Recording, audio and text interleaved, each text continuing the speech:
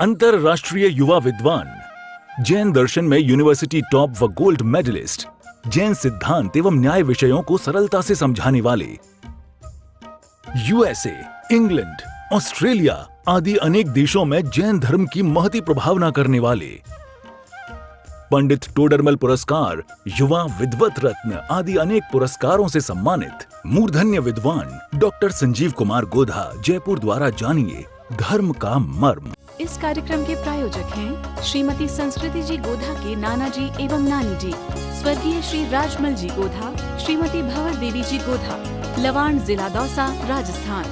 आपको बचाने के लिए 6 महीने तक दिन रात एक कर दिए, नदी नालों से, पेड़ पौधों से पूछते रहे, कहाँ सहयोग लेते रहे और कैसे युद्ध किया उन्होंने। ऐसा नहीं मिलेगा आपको कोई भी।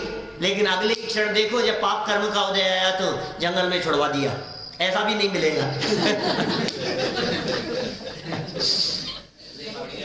हम क्या कहें, किसको दोष देवे हम, ये समझ में नहीं आता। अपराध किसका ये बताओ, गलती किसकी है, दोष किसे दिया जाए, इल्जाम किसके ऊपर दिया जाए? भाई साहब, अपनी गलती है, अपने कर्म का उदय है, किसी दूसरे के ऊपर उंगली उठाने की जरूरत नहीं है। पुण्य का उदय होता है तो सब सहयोगी मिल जाते हैं चारों तरफ से। ये देखो, ये यहाँ ये दृश्य दिखाई दे रहा है आपको, आपके पीछे, ये सीता अग्नि परीक्षा का प्रसंग, पूरे नगरवासी चारों तरफ बैठे हुए हैं।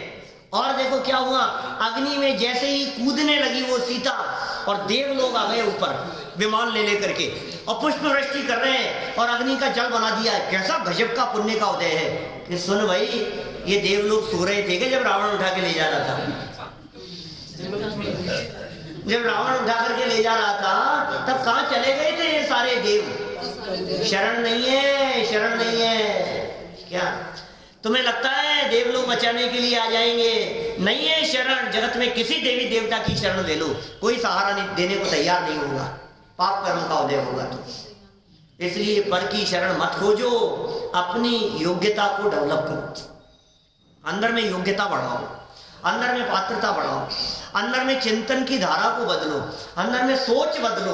अपनी जब सोच बदलती है, अपना जब सोचने का, देखने का नजरिया बदलता है, जब चिंतन बदलता है अपना, जब दृष्टि बदलती है, तो फिर पूरी की पूरी सृष्टि हमारे को बदली हुई नजर आती है। फिर जगत की परिस्थितियां कष्टप्रद महसूस नहीं होती, शरण की आवश्यकता ही नहीं होती, शरण की आवश्यकता नहीं होती। फिर ये सृष्टि हमारे को कष्टप्रद नहीं लगती, कोई बात नहीं। फिर माथे पे सिगड़ी जल रही हो, 3 दिन तक मरा हुआ सर्प गले में पड़ा हुआ हो, कोई फर्क नहीं पड़ता है। दृष्टि बदल गई ना। ये मुझे दुखी करने में समर्थ नहीं है, परिस्थिति मुझे दुखी करने में समर्थ नहीं है, क्योंकि सोच बदल गई है। कितना सुंदर बात कह रहे हैं, ये आशरणता की बात कह रहे हैं। देखो, चारों तरफ से घेरे हुए, संरक्षित, बंधुओं ने घेर रखा है, आयुधों से युक्त है, हथियार हाथ में लिए हुए हैं, और ऐसे संरक्षित प्राणी देखने वालों के आगे नाश को प्राप्त होता है। देखने वाले देख रहे हैं और नाश हो गया, मरण हो गया। अरे अरे क्या करें, ओहो, बचाने में समर्थ नहीं हो पा रहा। युद्ध क्षेत्र में अपनी आंखों के सामने मरते हुए दिखाई दे रहे हैं और मैं कुछ नहीं कर पाया, हाथ मलते रह गया। कैसे कैसे रावण की सेना में जब उसके पुत्र मारे जा रहे हैं, उसके सगे संबंधी मारे जा रहे हैं, सब एक एक करके, उसकी क्या हालत हो रही होगी उसकी। मैं कुछ नहीं कर पाया, मैंने भेज दिया उसको, मैंने उसको मरने के लिए भेज दिया। ऐसी ऐसी बातें आती है दिमाग में, मैं क्या करूं, नहीं बचा पाया। उधर से अर्जुन सोच रहा है, उधर से कौरव पांडव ये सोच रहे हैं। सोचो दूसरी तरफ, दूसरे महाभारत वाले प्रसंग में अभिमन्यु को भेज दिया चक्रव्यूह तोड़ने के लिए। बालक था, बच्चा था, और वो भी हिम्मत करके चला गया और हमें बहुत प्रसन्नता थी, लेकिन वो तो लौटा ही नहीं, वापस लौट करके नहीं आया। तो ये कह रहे हैं यहाँ पर, देखने वालों को तो लग रहा है सब तरफ से सुरक्षित है, सब तरफ से सुरक्षित है। सुरक्षित दिखाई देने पर भी वो सुरक्षा प्रदान करने वाले जान ले लेते हैं। इंदिरा गांधी, वही तो सबको याद आ गई, मेरे दिमाग में चली रही थी इंदिरा गांधी। रक्षक ही भक्षक बन जाते हैं। बोलो आप, प्रधानमंत्री जैसे राजीव गांधी सिथड़े सिथड़े उड़ गए। बोलो कैसे कोई करे, कोई बचाए? नहीं साहब, ये सब बचाने वाले हैं ना मेरे, यही मार देंगे तुझे, यही मार देंगे, मरने का काल आएगा। तो देखो जरा सरल अर्थ पढ़ते हैं यहाँ नीचे क्या लिखा है। मरण के समय शस्त्रधारी बड़े बड़े योद्धा जब मरण का समय आ गया, शस्त्रों को धारण किए हुए, वही दलबल देवी देवता, माता पिता परिवार, मरती बिरिया जीव को कोई न राखन हार, और अत्यंत प्यारे बंधुओं से घेरा देकर, अरे तुम चिंता मत करो, मैं हूं, नहीं वो मुझे मार देगा, वो मुझे मार देगा। वो था ना, क्या नाम उसका, जयद्रथ, जयद्रथ, आपको ध्यान एक बार, इतना सा कहने पर ही मार देगा वो मुझे, बचने के लिए भाग गया, वो छिप गया वो जाकर के। अर्जुन ने प्रतिज्ञा ली थी, सूर्यास्त होने के पहले पहले मैं जयद्रथ को मार दूंगा, ऐसी प्रतिज्ञा ली थी। देखिए महाभारत में चिता लगा दी, बोले यदि मैं सूर्यास्त तक उसे नहीं मार पाया तो ये चिता लगी हुई है यहाँ, जला करके मैं मर जाऊंगा। सूर्यास्त के पहले पहले प्रतिज्ञा ले ली अर्जुन ने उसको मारने की, चारों तरफ। अब वो तो अब तो मरूंगा, मैं तो मरूंगा, तो मरना ही है मुझे, क्योंकि वो उसने तो प्रतिज्ञा ले ली, वो तो मार देगा मुझे। छिपता फिरा, भागता फिरा इधर से उधर जाकर के, अब तो बच गया, ऐसी जगह पर जाकर के छुप गया, अब तो बस मरने के लिए खुद आया। और फिर क्या हुआ, दिन भर इंतजार करता रहा। अब रात होगी तो ही निकलूंगा मैं, और फिर देखूंगा उसको चिता में जलते हुए। और फिर निकल करके आया, और जब निकल करके आया तो बादल हट गए और दिन था, और अर्जुन ने मार दिया उसने। आ गया निकल करके, और बचाए। कितना बचने का प्रयास करो आप, डॉक्टरों के हाथ पांव जोड़ने लग जाते हैं, ऐसे दृश्य दिखाई देते हैं, हाथ पकड़ लेता है, जाने नहीं देता है डॉक्टरों को।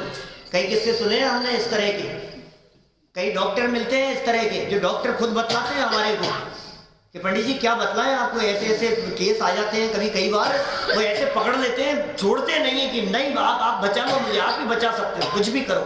ये ऐसी हालत होती है, मरना नहीं चाहता है व्यक्ति, फिर बच जाता होगा ना।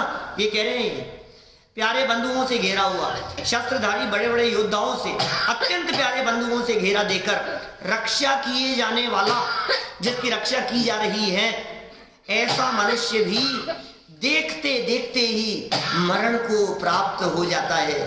सर्व रक्षक व्यर्थ सिद्ध होते हैं। सारे बचाने वाले जितने प्रयास हमारे द्वारा किए गए, ये सब व्यर्थ सिद्ध हुए। क्या करें, सारे उपाय खत्म हो गए। ऑपरेशन सफल हो जाता है तो कहता है मौत को मात दे दी, मौत को मात दे दी, ऐसा कह देता है। और ऑपरेशन सफल भी हो जाता है ना, उसके बावजूद भी यदि काल मृत्यु का होता है तो सफल ऑपरेशन के बाद में भी जीवन पूरा हो जाता है। बोलो, सफल ऑपरेशन के बाद भी, ऑपरेशन सफल, डॉक्टरों ने कह दिया बिल्कुल सफल है और कल छुट्टी मिलने वाली है। रात को ऑपरेशन हुआ, सब ठीक था, और कहा कि कल सुबह छुट्टी मिल जाएगी। कितने बजे, 10 बजे डॉक्टर आएगा तो छुट्टी दे देगा, अब 5 बजे मरण। बोलो ऐसी घटना होती है। अपने वीरेंद्र जी के साथ हुई ना, वीरेंद्र जी के साथ में, मैं तो मेरी बड़ी बहन के बारे में कह रहा हूँ, उनकी पुत्री। बोलो आप, ऐसा हो जाता है, माने आप कल्पना नहीं कर सकते आप क्या क्या कैसे बदल जाएगी, एकदम कहानी बदल जाएगी, पिक्चर बदल जाती है एकदम। देखते देखते खुशी का माहौल एकदम मातम में बदल जाता है। बारात दरवाजे पर खड़ी हुई है और एकदम दुल्हा खत्म। अरे भाई कैसी बात कर रहे हो आप, चुप चुप बोलो, ऐसी बातें मत करो। प्रसंग है ना, हाँ तिलक लगाने का कौन करे। जयपुर के एक बहुत बड़े ज्योतिषी की घटना अपने पंडित साहब सुनाया करते थे। बहुत बड़े ज्योतिषी, 3 पुत्रियां थी उनकी, और सारी दुनिया का भविष्य देखते थे, राजघराने में जाकर के भविष्य देखते थे, राजा महाराजाओं के यहाँ जन्मपत्री देखते थे, रिश्ते देखते थे, मिलाते थे, सब कुछ करते थे। 3 पुत्रियां थी, तीनों पुत्रियों का विवाह किया अच्छे संपन्न परिवारों में, और तीनों ही पुत्रियां शादी होने के बाद साल 6 महीने के अंदर विधवा हो गई। तीनों की तीनों विधवा हो गई, सच्ची घटना है यहाँ से। बोलो अब सोचो आप क्या बात हुई होगी, समाज में क्या चर्चाएं चली होगी भैया। हर दुनिया का भविष्य देखते, अपनी बच्चियों का नहीं देखा था क्या? बोलो, बातें तो चली होगी ना साहब, आस पास में बातें। एक बेटी विधवा हो गई, फिर 2 महीने में दूसरी हो गई, फिर तीसरी हो गई, तो क्या बातें नहीं हुई होगी इस तरह की? हुई होगी। जवाब क्या दिया उन्होंने? उनसे भी कही ये बात कि आपने अपनी बच्चियों की जन्म पत्री नहीं मिलाई थी क्या, देखी नहीं थी क्या, फ्यूचर भविष्य भाग्य नहीं देखा था क्या? तो पता है क्या कहा, मैंने देखा तो था, मैं जानता तो था, लेकिन मैं बदल नहीं सकता था। मैं क्या करूं, मैं बदल नहीं सकता था उनका भाग्य, उन्हें ऐसा ही होना था। मुझे दिख रहा था, लेकिन मैं क्या करूं, बोलो, मुझे दिख रहा था ऐसा होगा, कैसे नहीं करो, बोलो कैसे नहीं करो, मत करता, आपने तो कह दिया मत करता। होनहार बलवान है, शादी भी होनी थी, शादी भी होनी थी, शादी भी होनी थी, उसी के माध्यम से होनी थी। कुछ भी कैसे भी प्रसंग बने हो, बात चल रही हो मान लो, और नक्की होने की स्थिति, बाद में वो बात चलते चलते ही उन्होंने मिला ली हो, उधर से प्रेशर आया हो, इधर से कहा हो, बेटी जिद पर अड़ गई हो कि मैं तो इसी से करूंगी, अब दुनिया भर की बातें जो भी हुई हो जाता है ऐसा। चलो कोई बात नहीं, सर्व रक्षक व्यर्थ सिद्ध होते हैं, झूठे सिद्ध हो गए, सारे के सारे रक्षक व्यर्थ हो गए। अगला श्लोक और, एक श्लोक और है, आज पूरा करेंगे तो कल संसार की भावना भाएंगे। संसार की भावना संसार अनुप्रेक्षा है उसका नाम, लेकिन भावना संसार की नहीं है, संसार का स्वरूप समझाएंगे, संसार का स्वरूप समझाएंगे। मंत्र यंत्रादयोप्यात्मन् स्वतंत्रं शरणं न ते, किंतु सत्येव पुण्यैः नोचित् केनाम तैः स्थिताः। अन्वयार्थ क्या कह रहे हैं, हे आत्मा, मंत्र यंत्रादिक भी तेरे स्वतंत्र रक्षक नहीं है। बोलो, मंत्र यंत्र तंत्र, आप जानते हैं मंत्र तंत्र यंत्र में क्या फर्क है? मंत्र मन से बोला जाता है, मंत्र मन से बोला जाता है, तंत्र तन से किया जाता है। जहां सिर्फ वाचनिक क्रियाएं संपन्न हो वे मंत्र हैं, सूत्र रूप साध लिए जावे वे मंत्र होते हैं, और जहां अन्य सहयोगी वस्तुओं का सहयोग लेकर के कुछ प्रभाव डालने के प्रयास किए जावे वे तंत्र कहलाते हैं। नहीं, वेंटिलेटर नहीं, कोई डोरा ये हड्डियां तावीज इस तरह के जो प्रयोग करते हैं ना, ये सब ये तंत्र कहलाते हैं। डोरा डांडा बोलते हैं, डोरा डांडा कहते हैं उनको। ऐसे कुछ जो उपाय हैं ये सब, ये क्या कहलाते हैं? ये कहलाते हैं तंत्र। क्या मंत्र अलग है, तंत्र अलग है, और यंत्र तो विराजमान होती है। यंत्र क्या योजना पूर्वक जिनमें लिखे जाए, मंत्र जिन पर लिखे हुए हो वे यंत्र बन जाते हैं। मंत्र यहां लिखे हुए हो ना, वे यंत्र बन जाते हैं जिस पर लिखे हुए हो। देखिए यहां क्या कह रहे हैं, हे आत्मा, मंत्र यंत्रादिक भी तेरे स्वतंत्र रक्षक नहीं है, परंतु पुण्य होने पर ही ये सब सहायता करते हैं। मंत्र कब सहायता करेगा, यंत्र तंत्र कब सहायता करेंगे, ये सब उपाय कब सहायक होते हुए दिखाई देंगे?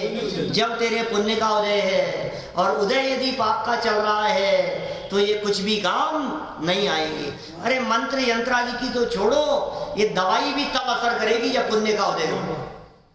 पाप के उदय में तो दंड का विधान है। साता के योग में काम करती है, साता के योग में काम होता है, पुण्य के योग में काम होता है। उदय बदल गया, परिस्थिति बदल गई, संयोग बदल गए, सब ऐसा होता हुआ दिखाई देता है। पापोदय में चाहे व्यर्थ है, नहीं चाहने पर भी हो। आपका उदय है, कितने भी चाह कर लो आप, होगा ही होगा। और पुण्योदय में बोले व्यर्थ है, हो जाएगा, सब काम हो जाएगा, तो काय की इच्छा करता है। दौलत राम जी की पंक्ति है ना मंत्र तंत्र वाली, चौथा छंद है, पांचवी ढाल का, 6 ढाला की 5वीं ढाल का चौथा छंद है। और क्या लिखते हैं वहां, सुर असुर खगाधिप जेते, मृग जो हरि काल दलेते, मणिमंत्र तंत्र बहु होई, मरते न बचावे कोई। क्या इतने सुंदर है, सबको गुनगुनानी चाहिए, सबको याद होनी चाहिए टाइम। 6 ढाला की 5वीं ढाल, पूरी ढाल 6 ढाला याद करो तो बहुत अच्छी बात है क्या, लेकिन कम से कम 5वीं ढाल तो याद करो। 12 भावनाओं की चर्चा है उसमें, राजा राणा छत्रपति तो याद है आपको, लेकिन ये जो 12 भावनाएं दौलत राम जी ने लिखी छेड़ाला में, बड़ी गजब की लाइनें हैं। क्या लिखा उन्होंने? सुर असुर खगादिप जेते। क्या क्या लिखा? सुर असुर, सुर माने देव, असुर माने राक्षस नहीं, तीनों। सुर माने वैमानिक, असुर माने व्यंतर, ज्योतिष्क और भवनवासी, ये कहलाते हैं असुर। सुर कहते हैं वैमानिकों को, वैमानिक देव सुर हैं और बाकी 3 जाति के देव असुर हैं। और खगादिप, खग क्या है? खग मतलब जानते हैं आप क्या होता है? आकाश में उड़ने वाले पक्षी। क माने होती है पृथ्वी, क ख ग घ, एक अक्षरी, 2 अक्षरी, 3 अक्षरी दोहे हैं इस तरह के। पंडित साहब तो 3 अक्षरी तो सुनाते थे कई बार यहाँ। चेतन चेते चेतना तो चेते चित चैन, ताते चेतन चेत तू चेतन ता नित नैन। चैत और नय सिर्फ 3 अक्षर का दो है, 3 के अलावा चौथा अक्षर नहीं। ऐसे 2 अक्षरी, 1 अक्षरी, एक अक्षर के अर्थ हुआ करते थे पहले, इस तरह प्रसिद्ध थी वो बात। क माने होता है पृथ्वी, ख माने होता है आकाश, ग माने होता है वाणी, क्या, और घ माने होता है आत्मा। घ माने आत्मा। जब हम कहते हैं ना अघ, तो आत्मा के विपरीत भाव वो अघ कहलाता है, पाप। अब वो पाप और पुण्य दोनों आत्मा के विपरीत हैं सच में, तो ऐसा अर्थ है उसका। चलिए हमें तो क्या कहना है? ख माने क्या कहा? भूल गए, आकाश।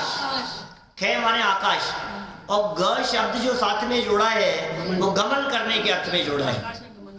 तो आकाश में गमन करने वाले पक्षी। खग माने विद्याधर, विद्याधर, विद्याओं के स्वामी, विजयार्ध पर्वतों पर रहने वाले। अनेक प्रकार की विद्याएं हैं जिनके पास में, खूब विद्याएं हैं, आसमान में उड़ते हैं, गमन करते हैं। तो क्या क्या कह दिया?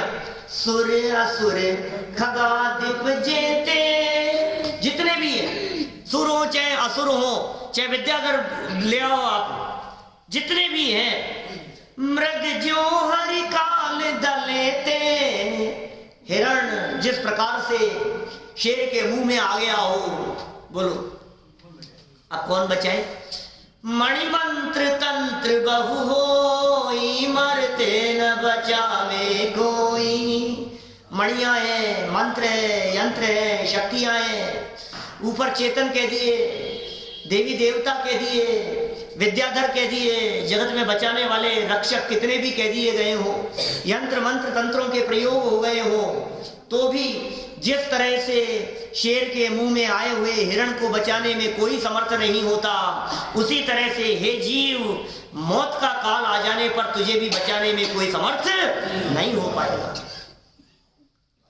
कितनी सुंदर लाइनें हैं दौलत राम जी की छेड़ाला की। सूर्य सूर्य खगादिप जेते, मृग जो हरि काल दलेते, मणिमंत्र तंत्र बहु होई, मरते न बचावे कोई। ये कह रहे हैं यहाँ मंत्र तंत्र आदि कोई भी हो, मंत्र यंत्र तंत्र कोई शरण नहीं है, रक्षक नहीं है, परंतु पुण्य होने पर ही सब सहायता करते हैं। यदि पुण्य का उदय नहीं है तो इन मंत्र तंत्रादिकों से संसार में कौन स्थिर है? अर्थात कोई भी स्थिर नहीं है। अरे मंत्र पढ़ने वाला जो दावा करता था कि मैं मंत्र पढ़ करके इसे बचा सकता हूं, आज वो खुद ही मरता हुआ नजर आ रहा है। एक डॉक्टर बचाने के लिए जा रहे हैं, रास्ते में एक्सीडेंट और खुद ही शमशान पर छोड़ने के लिए जाते जाते लोग नहीं मर जाते, बचाने वाले मरते हुए दिखाई देते हैं। क्या कहें? देखिए सरलार्थ करके पूरा करते हैं इसको हम बात को। हे आत्मन, पूर्वबद्ध पहले के बंधे हुए, पुण्य कर्म के उदय की अपेक्षा से रहित, पुण्य कर्म के उदय नहीं है जहां साथ में, उसकी अपेक्षा से रहित, माने पुण्य का उदय नहीं हो तो ये मंत्र तंत्रादिक स्वतंत्र रीति से, माने अकेले ये तेरा रक्षण नहीं कर सकते। ये स्वतंत्र रीति से शब्द बहुत मार्मिक शब्द है, माने पुण्य के उदय के बिना को दिखाने के लिए स्वतंत्र रीति शब्द का प्रयोग किया है। उदय के बिना कुछ काम नहीं करेंगे, उनको भी सपोर्ट की जरूरत है। मंत्र तंत्र आदि को भी तेरे पुण्य के उदय के सपोर्ट की जरूरत है। तो ये क्या कह रहे हैं, रक्षक रक्षण नहीं कर सकते। पूर्व पुण्य का उदय हो कब का, पूर्व का, पहले का बांधा हुआ, तो मंत्राधिक सहायक सिद्ध होते हैं, सहायक सिद्ध होते हैं। आप देखो उन्होंने मंत्र पढ़ा, जीवेंद्र कुमार ने मंत्र पढ़े, अब उनकी गति सुधर गई। उसने मंत्र पढ़ा, जीवेंद्र कुमार ने 3 मंत्र दे गया था, वो देव आने के बाद में वो पढ़ता है और हो जाता है। अपने पंडित जी साहब कहा करते थे, अदृश्य गुंडे हैं। तो तुमने ट्रंक कॉल बुक किया यहाँ से, ये मंत्राधिक के प्रयोग, ये ट्रंक कॉल बुक करने जैसा है। उस जमाने में तो ट्रंक कॉल चला करता, जिस जमाने से वो उदाहरण देते रहे, बुक किए जाते थे पहले बात करने के लिए। बोले तुमने इधर से नंबर डायल किया और सीधा वहां जाकर के लगता है ना। इस तरह से मंत्राधिक भी इसी तरह के हैं कि तुमने यहाँ डायल किया और उधर से वो आ गया, लेकिन कब तेरा उदय होगा तब। आपको पता है समय सार में जयसेन आचार्य देव ने सोना बनाने की विधि लिखी, आपने पढ़ी थी क्या? आपने पढ़ी थी? अरे वाह क्या बात है। तो फिर बनाया कि नहीं घर जाके? महाराज जी ने बनाया है, महाराज जी ने बनाया, बना लिया, बन गया कुछ, फिर बना के नहीं बना, बताया नहीं मुझे। लिखी है, विधि लिखी है बिल्कुल। सोना किस तरह से बनाया जाता है, सोना बनाने की उन्होंने विधि लिखी है पूरी। गोल्ड किस तरह से बनाया जाता है, लेकिन पूरी विधि लिखने के बाद एक वाक्य नीचे लिखा है अंत में कि तेरे पुण्य का उदय होगा तो बनेगी। बात तो ऐसी है, रात को जंगल में गए, पुण्य का उदय होता है तो सोचो आप, जमीन खोदता है और रत्नों से भरा कलश निकल आता है, उदय पुण्य का हो तो। लेकिन ये बात, इस बात के बारे में टोडरमल जी कहते हैं कि पुण्य का उदय होगा तो जमीन से सोना तो निकल जाएगा, लेकिन किसी समझदार व्यक्ति को ये देखकर जमीन खोदना चालू नहीं कर देना चाहिए। अपने काम धाम बंद करके, आज नहीं तो महीने में मिल जाएगा, महीने भर में नहीं 6 महीने भी जमीन खोदने पर यदि मिल गया तो सौदा घाटे का नहीं है। तो जमीन ही खोदना शुरू करो। अरे नहीं भाई, ऐसी मूर्खता मत करो। देखो क्या कह रहे हैं, यदि पुण्योदय के बिना ही मंत्राधिक रक्षक हो सकते तो आज तक कोई मरता ही नहीं। कितनी सुंदर बात कह रहे हैं।